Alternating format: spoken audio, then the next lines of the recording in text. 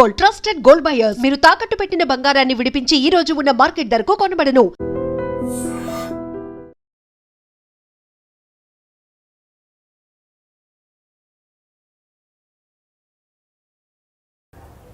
మీకు సపోర్ట్ చేసినప్పుడు మీరు అన్నారు ఏంటి, నాకున్నాడుగా ఇండస్ట్రీలో కోట వెళ్దాము అని అంటే అక్కడ అప్సెట్ అయ్యాను అన్నారు. ఏంటి, ఏం జరిగింది అక్కడ? వచ్చావు ఏం జరుగుతుంది నాటకాల ఇలాంటి ఇంటర్వ్యూలు అదే భయం. ఏదో మరి కొన్ని అన్ఫోల్డ్ స్టోరీస్ కంటే ఫోల్డ్వే బాగుంటాయి. ఆయన ఏదైనా ఓపెన్గా చెప్పే మనిషిగా కోట గారు, కానీ కమ్యూనికేషన్ గ్యాప్. ఇప్పుడు నేను ఏ పని మీద వచ్చానో అతనికి తెలియదు, అతను ఎందుకు చేయలేదు నాకు తెలియదు. మేము నాటకాల నుంచి ఇద్దరం వెళ్ళాం. నేను నాటక రచయితని, నా నాటకాలు బయట వాళ్ళు కూడా వేస్తారు, మా అసోసియేషనే కాకుండా. అలాగే కోట బ్యాంకు పోటీల్లో నా నాటకాలు వేసేవాడు. ఓకే. నా నాటకాలు వేసినప్పుడు అప్పుడప్పుడు మేము ఆల్రెడీ ఆడేసి ఉంటాం కాబట్టి సేమ్ అదే సెట్ చేసి రావడం వాళ్ళకి.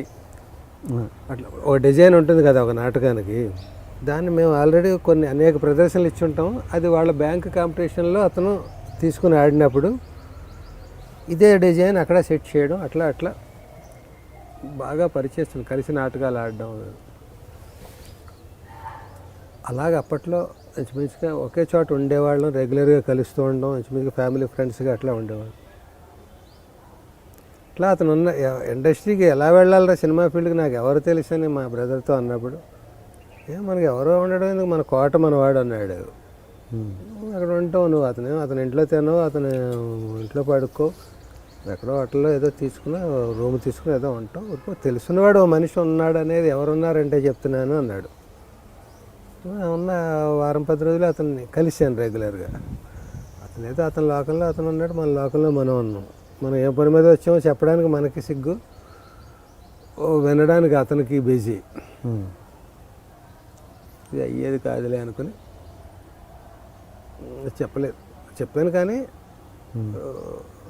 అప్పట్లో ఇలా ఉండేది కాదు, ఇంత ఓపెన్గా ఎవరు పడితే వాళ్ళ రైటర్లు, ఎవరు పడితే వాళ్ళ డైరెక్టర్లు అలా ఉండేది కాదు.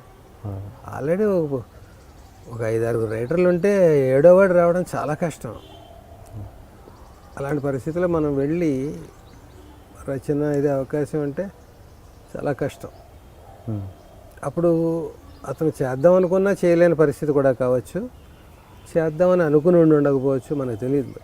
అనుకుని ఉండకపోవడానికి అవకాశం లేదు. అతను రైటర్ కాదు కదా, పోనీ మా ఇద్దరికి పోటీ అనుకుంటే. ఏదో అట్లాగా అనుకున్నది జరగలేదు నా వరకు. అతని వరకు అతను ఏం తెలియని మనిషి కావచ్చు. నా గురించి నేను ఎందుకు వచ్చాను, ఏ ప్రయత్నాల్లో వచ్చాను, ఎవరైనా నమ్ముకుని వచ్చాను అతనికి ఏం తెలియకపోవచ్చు. నిన్నే నమ్ముకుని వచ్చానయ్యా అని నేను చెప్పలేదు, నువ్వు ఎలాగైనా నాకు సాయం చేయాలని నేనేం అతన్ని ప్రాధేయపడలేదు. ఏదో మాట వరుసకు రోజు అతను కలిసి ఈ పని మీద వచ్చానని నేను చెప్తూ ఉండేవాడిని. అతను విన్నట్టు ఉండి అది చాలా కష్టం అన్నట్టుగా మనసులో ఏదో ఉండేదేమో. మరి అతను చేయలేని పరిస్థితి. ఎవరికి నన్ను ఇంట్రడ్యూస్ చేసి రైటర్ అని అంటాడు.